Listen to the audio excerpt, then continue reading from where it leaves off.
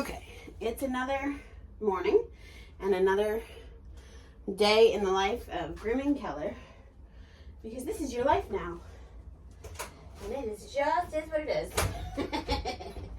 So here we are, and there's certainly nothing wrong with that at all. So let's talk about, there was something I was going to tell you, and heck if I can remember what the heck it was. Oh, I don't know. There was something. It was in my head that I was thinking about while we were eating. Well, he was eating and I was having coffee. There was something. There it is.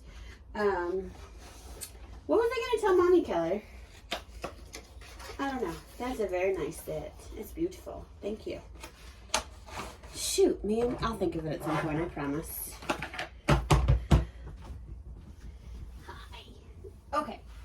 I don't know how much you know, so I said that yesterday. I'm going to say it again today.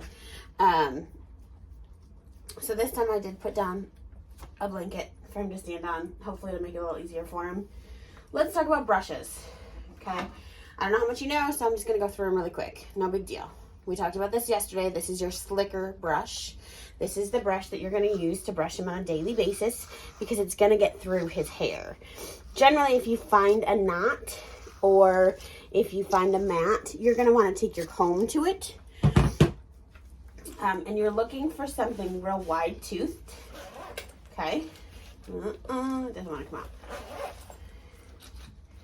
So that's good. It's attached.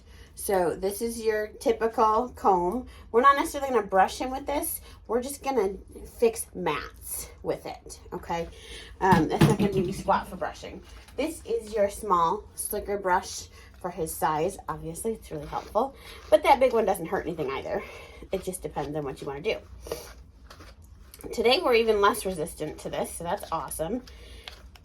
I know. Let's get your knees because they're the spot. And identify your trouble spots, right? If you don't have time in the morning to brush all of him, brush his trouble spots. Brush behind his elbows, brush his knees, and then behind his ears. I know. Is your snuffle mat running away? It's not. Or your lick mat running away? It's not staying where it's supposed to. I'm sorry. He's like, girl, you are not helping me out here, lady.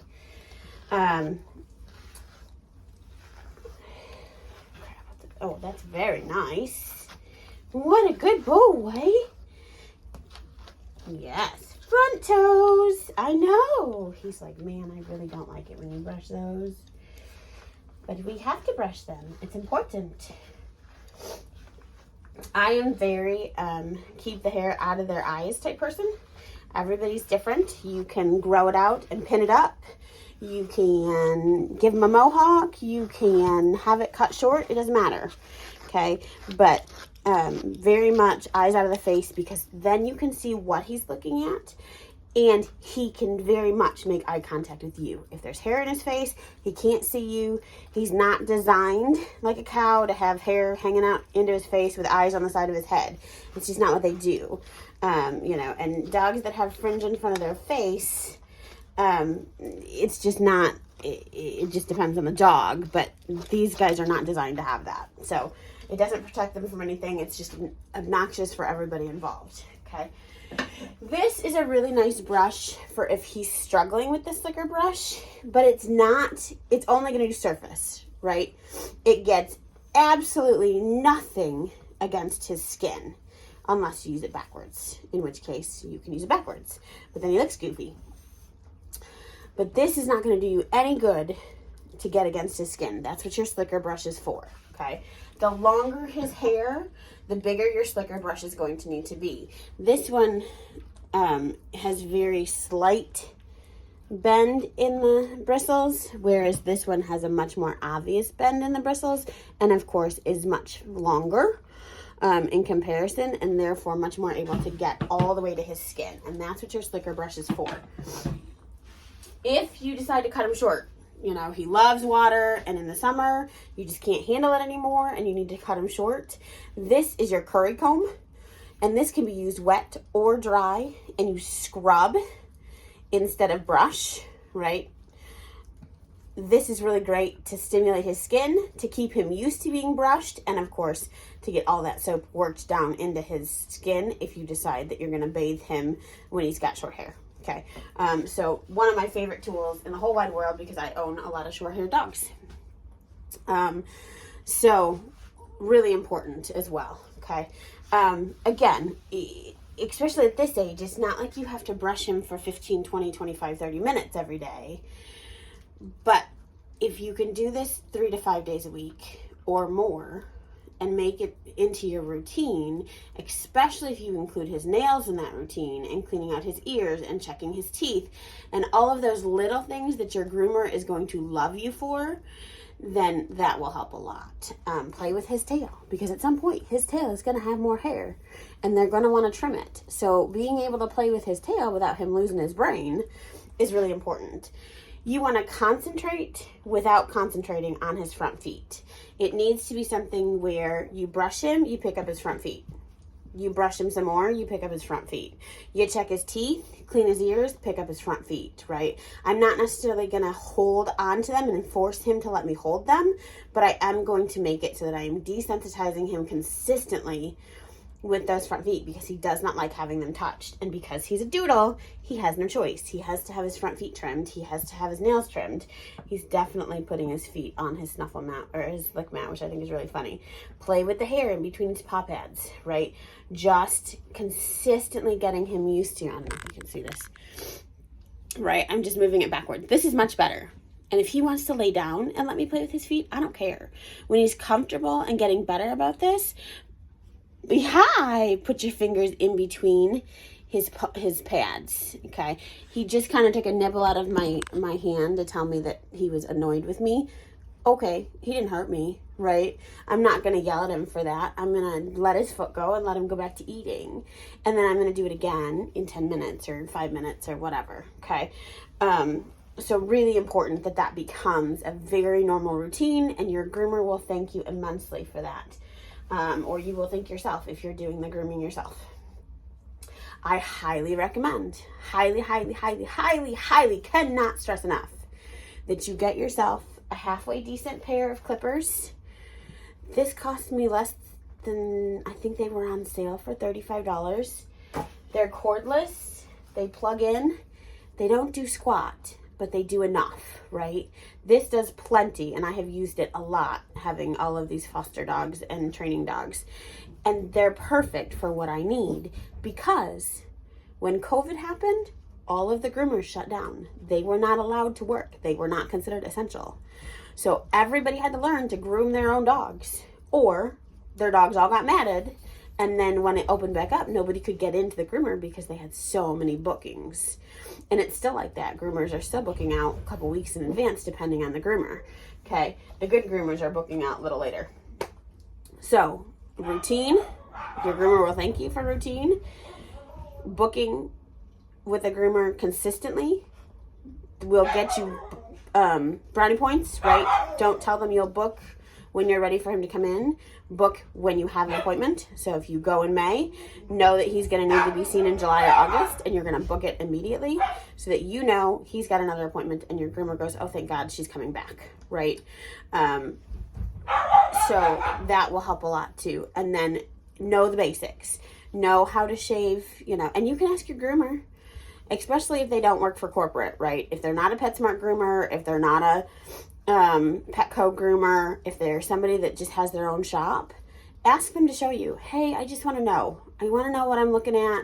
And maybe not the first time you go in, but once you guys have a relationship. Hey, I heard, things with COVID and you guys having to shut down, and I really don't want that to happen again in his lifetime. Can you show me very quickly how to trim his nails, how to shave his butt? Because those are the big ones, right? So you have an idea and an understanding of what it looks like. And of course, YouTube is your friend. Big fan of YouTube videos. They're very helpful, okay? Small pair of scissors. You can either use the ones that cut hair, right? So when you cut hair, you have to consistently move the scissors like this. You can't just clip and hope that hair comes out. It's not gonna work, okay? Or get yourself a nice pair of sharp, small, Sewing scissors are usually the best, but grooming scissors are good too. These are not very sharp. These came with the thing, and they're not hardly sharp at all. Okay. Really important and helpful to have for little mats. We don't usually cut out mats, but if they're very small, if he's got something stuck in his hair that has not gotten down to the skin, then these are great. Okay. Mats should always be shaved out, especially the tighter they are, the smaller they are, the closer to the skin they are. You want to shave them out because you can accidentally get skin in the mat, and when you go to cut them out, you're going to cut his skin. I have seen pictures. It is not pretty, and it is not fun. So definitely really important that's something that happens as well. Ears, right? The outside of the ear is called the pinna. You do want to make sure that you brush that consistently. It will mat up, and if it mats too badly, he can actually get hematomas on his ear, because once they shave it, all the blood rushes back in, and then it blows up like a balloon, and it ain't pretty. Your groomer has ways to help with that, prevent that, but honestly, preventing mats is the best way to go about it. So again, behind the ear, on the cheek, anywhere that he's gonna have food or water or anything like that, really important. Let's see how you feel about drummeling today.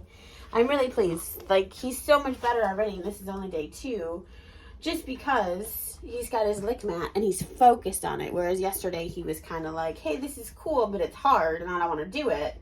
Today he's like, it's hard and this is fun, right? So lick mats are your friend. They are great for entertaining. If he's just kind of driving you crazy. There we go. You don't even care, do you? How about your toes? Can I have your toes? Yes. What a boy. You're so good. You don't even care. It's nice. I know your mat's almost gone, isn't it? You did so good on that today. I'm going to Dremel your foot, okay? I'm going to Dremel a nail if I can find it. Yeah, that's a little different, isn't it? That feels a little funny, but that's okay. You don't want to eat it. Don't eat my fingers. Right?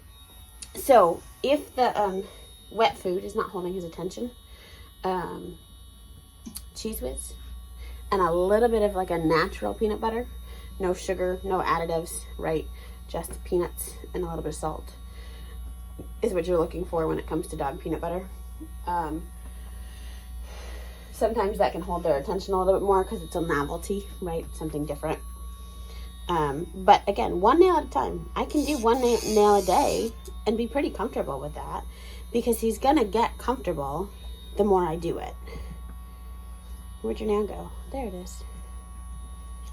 I know, but I know. I need to trim your hair. Good job. That was so good. What a good dog. Right, and I don't need to get carried away today because we have tomorrow to do it again. Yeah? By the time you see him, his nails are going to be all kinds of short and cute and not pointy and obnoxious. Oh, are you all done? Would you like to get down? Say hello to Mommy. Say hi, Mommy. I miss you. Yes, I know. Snuggles. He's like, stop it. Okay, we're going to go play some Leave It.